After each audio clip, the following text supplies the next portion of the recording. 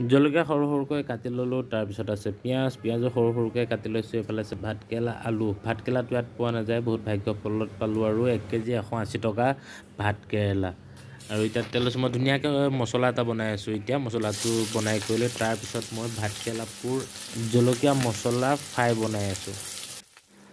আৰু এতিয়া পিঁয়াজ জলকীয়া একেলগে মই গোটেইখিনি তেলত ঢালি দিছোঁ। ঢালিলেতো নহ'ব, অকণমান টাইম লৰফৰ কৰিব লাগিব, ফটফটাই ফুটিব লাগিব। ধুনীয়াকৈ খন্তি পাত দি লৰাই দিছোঁ। আৰু আলু দুটামান ঢালিলোঁ। এইটো মোৰ ভাতকেৰেলা গুটিখিনি উলিয়াই মই ইয়াতে ঢালি দিছোঁ, কাৰণ গুটিখিনি থাকিলেহে খাই ভাল লাগিব ন।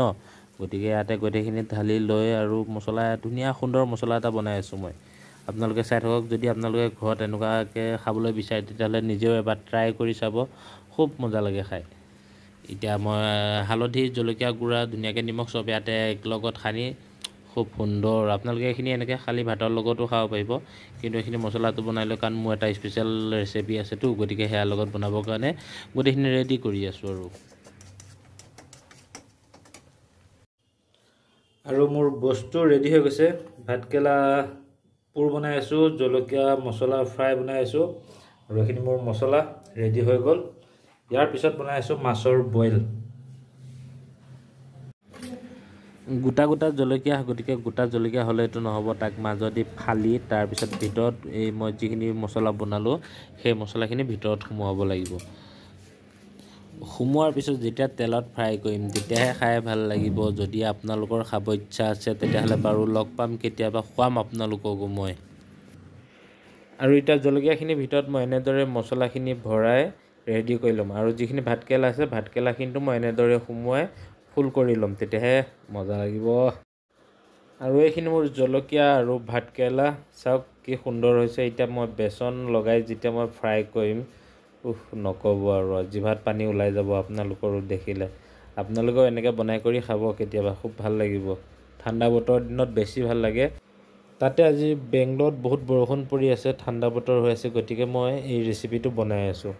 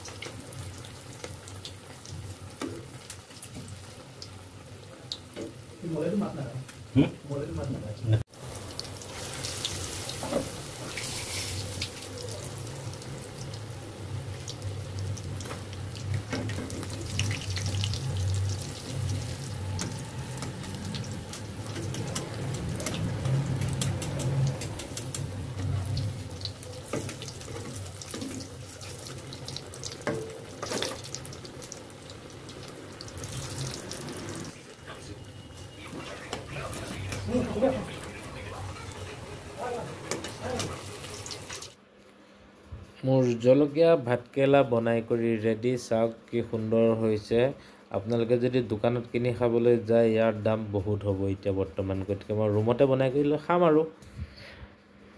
আৰু মই অকণমান আগতে কৈছিলোঁ যে মই মাছৰ বইল বনাম, গতিকে মাছৰ বইল বনাবৰ কাৰণে মোক জলকীয়া, আদা, নহৰু, পিঁয়াজ যিবোৰ লাগে চব মই পুৰি ল'ব লাগিব, কাৰণ চবৰে বনোৱাৰ ষ্টাইলটো বেলেগ, মোৰ বনোৱা ষ্টাইলটো বেলেগ। মোৰ ষ্টাইলটো যদি আপোনালোকৰ ভাল লাগে, আপোনালোকেও বনাই কৰি কেতিয়াবা ট্ৰাই কৰি চাব, খুব ভাল লাগে মাছৰ বইল খাই। আৰু মই জলকীয়া পুৰি ল'লোঁ, লগতে এতিয়া নহৰু অলপ লৈছোঁ, নহৰুখিনিও মই পুৰি ল'ম। এইখিনি মোৰ দুফুটামান বেছি হৈ গৈছেগৈ, গতিকে অলপ মই কমাই দিছোঁ। আৰু এইখিনিও মই পুৰি ল'ম ধুনীয়াকৈ, কাৰণ বইল বনালে গোটেইখিনি বস্তু যদি জুইত পুৰি লোৱা যায় তেতিয়াহ'লে তাৰ সোৱাদটোৱে খুব ধুনীয়া হয়। চিম্পুলকৈ বনালে সেইটো এটা সোৱাদ বেলেগ, আৰু চব বস্তু পুৰি কৰি যেতিয়া আপোনালোকে থেতালি ল'ব সেইটো সোৱাদটো বহুত মজা সোৱাদ হয়। আৰু এইখিনি মোৰ আদাখিনিও মই অলপ পুৰি কৰি ল'ম। আৰু গোটেই বস্তুখিনি মই থেতালি কৰি খুন্দি ধুনীয়াকৈ মই এতিয়া প্ৰেছাৰ কুকাৰত ঢালি দিলোঁ। ইয়াত চাওক বিলাহী, পিঁয়াজ, জলকীয়া, আদা, নহৰু চব একেলগতে আছে। আৰু অকণমান উতল অহাৰ লগে লগে মই ইয়াত মাছ ঢালি প্ৰেছাৰ কুকাৰত ঢাকন লগাই দিম। আৰু মোৰ এইখিনি হৈছে মাছ গোটেইখিনি নাঢালোঁ দুজন মানুহ আছে যেতিয়া 4 পিচ ঢালিম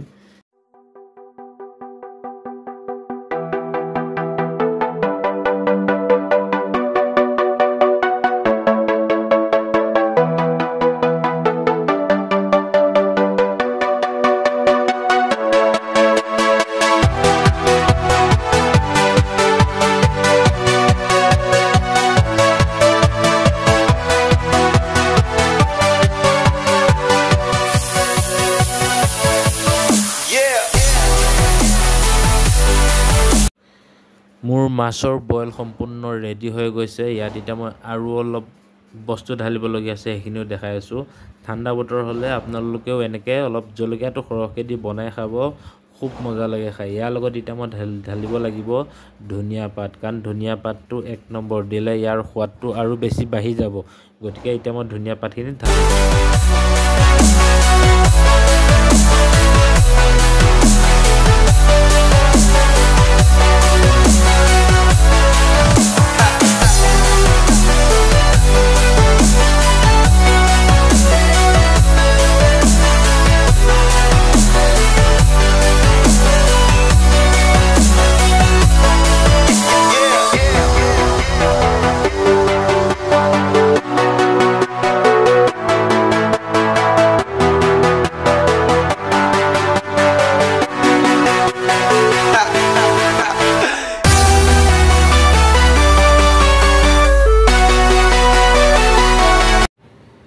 খানা মোৰ ৰেডি আৰু ইয়াত আছে এতিয়া বইল মাছ তাৰপিছত ভাতকেৰেলা পুৰ জলকীয়া ভাজি তাৰপিছত নেমু এফালে আছে অমিতা